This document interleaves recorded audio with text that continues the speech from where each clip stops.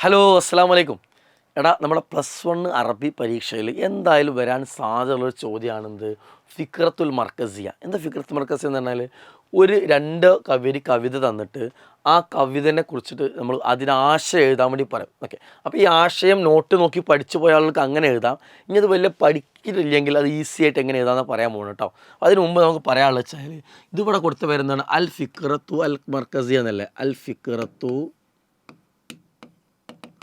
അൽ മർക്കസിയ എന്ന് ഇവിടെ കൊടുത്തു അല്ലേ. ഇത് തന്നെ പല പേരിൽ കൊടുക്കും. അപ്പോൾ നമുക്ക് പല പേര് കൊടുത്താൽ ഇത് തന്നെ ഒന്ന് മനസ്സിലാവണം ആദ്യം. ഇനി റിസാലത്തു അൽ മർക്കസിയ എന്ന് കൊടുക്കും. റിസാലത്തു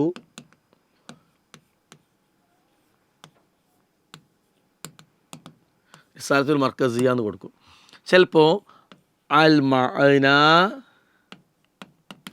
അൽ മർക്കസി എന്നുണ്ടാവും. അൽ മഅന അൽ മർക്കസി, ഇതൊക്കെ ഇതിൻ്റെ പല ടൈപ്പുള്ള പേര്. പക്ഷെ ഒരു സാധനം തന്നെയാണ്. എന്താണ്, കവിതനെ കുറിച്ചിട്ട് ആശയം എഴുതാനാണ്. അപ്പോൾ നമുക്ക് എന്ത് വെച്ചാൽ നമ്മൾ എഴുതേണ്ടത്, ഇവിടെ കൊടുത്തത് എന്താണ് അത് നമ്മൾ ഹെഡിങ് എഴുതുന്നു കേട്ടോ. അത് ബോക്സ് വരച്ച് ഞാൻ പരമാവധി ബോക്സ് വരക്കാൻ പ്രൊമോട്ട് ചെയ്യുന്ന ഒരാളാണ്.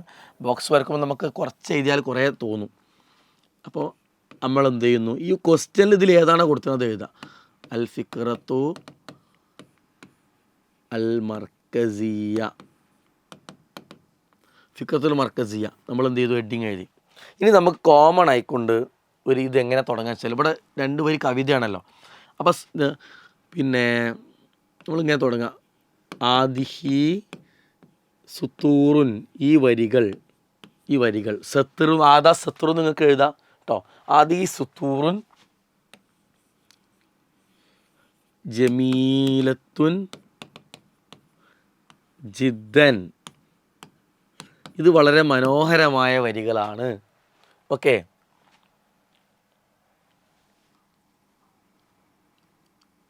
വഹിയ, ഇത്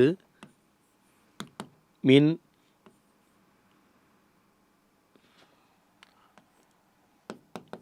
മൻലൂമത്തി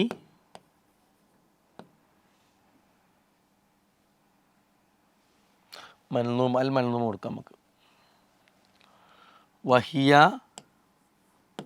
മിനൽ മൻലൂമ, എന്തിനാ കൊടുക്കണമെന്ന് വെച്ച് കഴിഞ്ഞാൽ നമുക്ക് കവിതേൻ്റെ പേരറിയില്ല എന്നുണ്ടെങ്കിൽ മിനൽ മൻലൂമത്തി അൽ മഷ്ഹൂറ,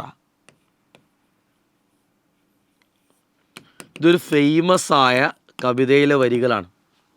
ഓക്കെ, എന്നിട്ട് ഈ പോയിന്റ് അറിയെങ്കിൽ ഇസ്മുഹ, അതിൻ്റെ പേര് നിറങ്ങാണ്ട് എന്ത് ചെയ്യണം, കവിത. ഇത് ഏത് കവിതയിലെ വരിയാണ് നിങ്ങൾക്ക് അറിയുമെങ്കിൽ ഇവിടെ എഴുതാം, അല്ലെങ്കിൽ ആ സെൻറ്റൻസ് സ്കിപ്പ് ചെയ്യാം കേട്ടോ. കത്തബഹ എന്ന് പറഞ്ഞാൽ അത് എഴുതിയത്, കത്തബഹ ഇത് എഴുതിയത്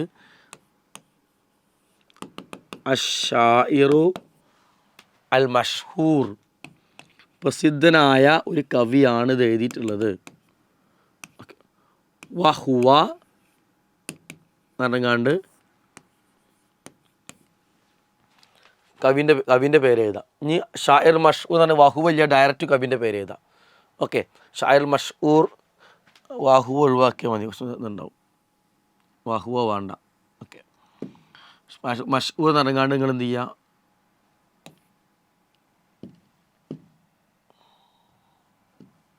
ഓക്കെ, മഷ്ഹൂർ എന്ന് പറഞ്ഞാണ്ട് നിങ്ങൾ കവിയുടെ പേര് എഴുതുക. ക്ലിയർ ആയല്ലോ. എന്നിട്ട്